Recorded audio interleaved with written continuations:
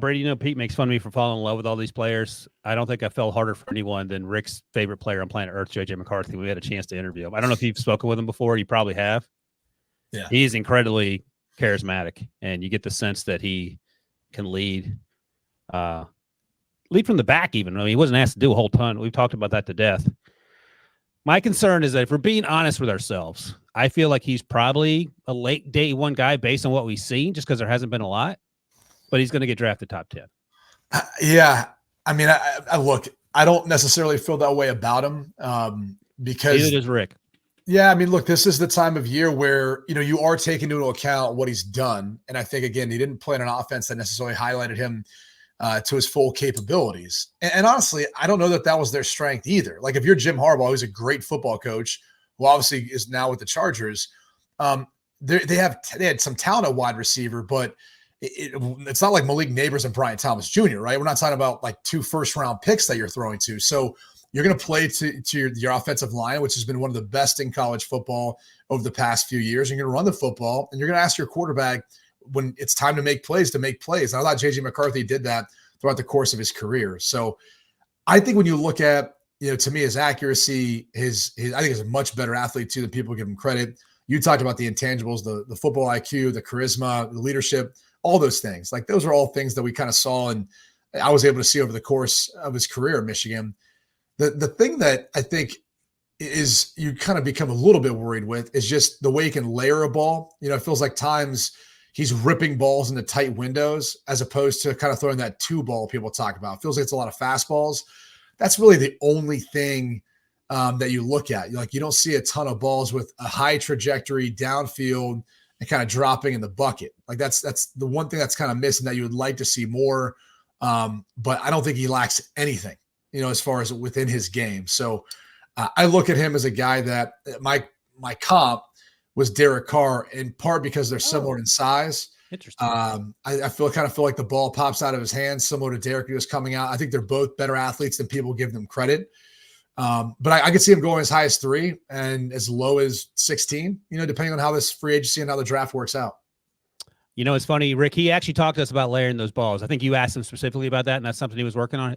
Did he tell us that on the set? Yeah, and he competed, and he layered balls at the combine. So he got check for me. Well, it's easier to layer balls when there's no defense out there. I mean, don't worry about that part, Brady. Don't worry about that part. I don't worry about that. It's like being out in the driving range, Rick. When there's no water out in the driving range, it makes that 150-yard shot a lot easier. Hey, Rick, is he a top 10 guy? Is he going top 10? I think he can go. I think Atlanta may take a serious look at him as well. Again, depending on free agency. This is pre-free agency. I think Vegas at 13 could take a look at him as well. So, all right, you ready for my out-of-the-box comp? This is out-of-the-box day. Go for it. And I agree with some of the accuracy, but when I watched him finally throw live at the combine, he is a more athletic Kirk Cousins. That was my out-of-the-box after I watched him live at the combine. I mean, look, I like that in the sense that, when Kirk has to make a throw, he's kind of delivered, and that was what JJ was asked to do, especially this past year. So I could see some of that. I mean, I'd have to go back and look at those two. That is outside the box for me as far as, look at outside the box comp day. Yeah. I'm fine with it. I don't hate it. He's a hard comp too. All right, let me throw this at you. If he's going to be a top 10 pick, Debo, throw up I went back and looked since 2010. Here are all the quarterbacks drafted in the top 10 in terms of what you're getting. And I mean, Ryan Tannehill was sort of a project, but I think he's worked out. And when you start, Ryan Tannehill the last few years hasn't been great, but is his career going to be better than Ryan Tannehill's? I'm not sure. There's Marcus Mariota on that list, obviously. There are a lot of guys on this list that are really good players. Mr. Trubisky might be the exception. No disrespect to Mr. Trubisky, but the point is that when you draft in the top 10, you typically get a pretty high caliber player, and we're comfortable putting JJ in this conversation. Yes, I am.